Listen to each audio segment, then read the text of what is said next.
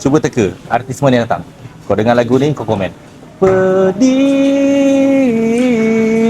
air mata. Cukup. Okey, jom kita tengok. Assalamualaikum. Bismillah. Ya Allah salli Muhammad. Meh. Kita potong dulu Bismillahirrahmanirrahim. Okey. Yang ni Wagyu grade MP7 700 gram 800 gram. Bismillah. Mana pisau? Ini pisau memang Pisau korban.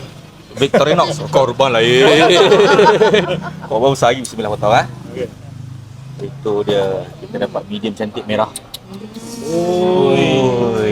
Itu. Rumputnya pun tu. Memang special. Alhamdulillah. Itu yang tak tidur malam tengok itu. Terima kasih datang sampai juga hari ini. Alhamdulillah. Tak ada halangan langsung memang begitu lembut betul nampak. Tu basah lagi Dia basah ni sebab kita pakai 100% kayu api. Ini tahulah. Okay, first kita nak bagi abang dulu tengok macam mana. Macam mana bang? Dia terus bila kunyah tu ingat benda lain. Ini macam Bukan, dia macam Dia dah berhari-hari tau cakap.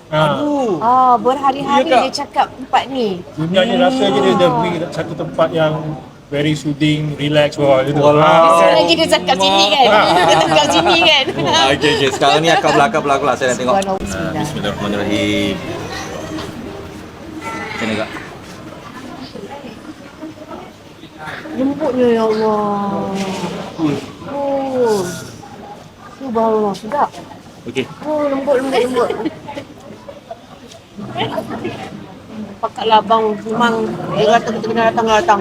Kenapa tak datang? Sedap. So good. So good Dia bila gigit lagi tu, air tu keluar tau. Dia macam Kan? kecil-kecil. Mengecil-kecil dalam tu kan. Macam dikumpul, macam belon cucuknya pecah lah kan. Ya. Masih juicy. Juicy dia kan? Juicy. Yang ni tak payah, biar berdua je. Geram. Alhamdulillah kak.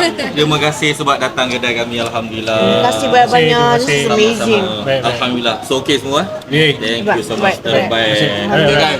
The best. Terbaik Okay, thank you.